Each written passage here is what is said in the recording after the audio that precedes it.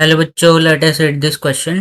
Two capacitors of capacitance C1 equals to 3 microfarad and C2 equals to 6 microfarad connected in series are charged by a battery of 6 volt. The charges on the capacitor C1 and C2 are. तो इस question में हमारे पास दो capacitor दिए हैं जो कि series में कनेक्टेड है और उनको जो है हम लोग ने चार्ज किया है बैटरी ऑफ 6 वोल्ट से। तो हमें चार्ज फाइंड आउट करना है C1 एंड C2 पे। तो यहाँ पे जो हम लोग की कॉन्सेप्ट यूज़ करेंगे वो होगा इक्विवेलेंट कैपेसिटेंस का in the case of series. तो अगर हमारे पास कोई भी दो कैपेसिटर है जिनको हम लोग ने सीरीज में कनेक्ट किया है, उस केस में जो इक्विवेलेंट कैपेसिटेंस होगा वो होगा 1/C equivalent will be equal to 1/C1 plus 1/C2। और यहाँ पे और एक बात हम लोग ध्यान में रखेंगे कि in the series combination charge जो होता है जो इन सीरीज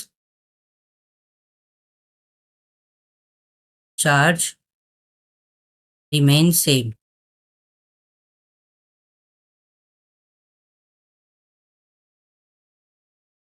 तो यहाँ पे हमें क्वेश्चन में क्या दिया है, C1 का वैल्यू दिया है 3 माइक्रोफैरेड, C2 का वैल्यू दिया है 6 माइक्रोफैरेड। तो हम लोग यहाँ से सिंस ये सीरीज में कनेक्टेड है तो यहाँ से हम लोग C इक्विवेलेंट निकाल लेते हैं। तो ये हो जाएगा 1/C1 प्लस 1/C2। तो यहाँ से C इक्विवेलेंट आ जाएगा C1 into C2 divided by C1 plus C2। तो ये हो जाएगा 3 × 6 जो कि आएगा 18 डिवाइड बाय 3 + 6 जो कि आएगा 9 माइक्रोफैरड। तो ये यहाँ पे हो जाएगा 9 2 सा। तो हमें सी इक्विवेलेंट मिलेगा 2 माइक्रोफैरड।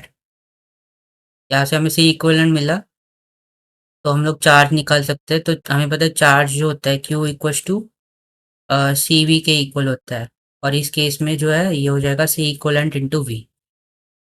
तो Q हो जाएगा सी इक्विवेलेंट का फॉर्मूला वैल्यू है 2 × 10⁻⁻⁶ इंटू वोल्टेज हमें दिया हुआ है 6 वोल्ट।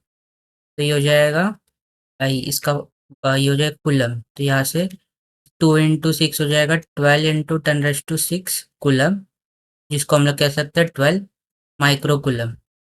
एंड सिंस ये दोनों जो है कैपेसिटर सीरीज में कनेक्टेड है, हम लोग कह सकते हैं कि दोनों कैपेसिटर पे जो चार्ज होगा वो सेम होगा।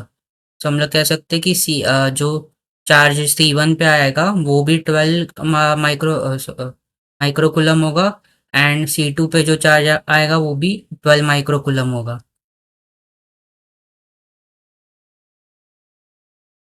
तो ऑप्शन हमारा ऑप्शन डी राइट आंसर हो जाएगा। तो I hope you have understood it well and best of luck.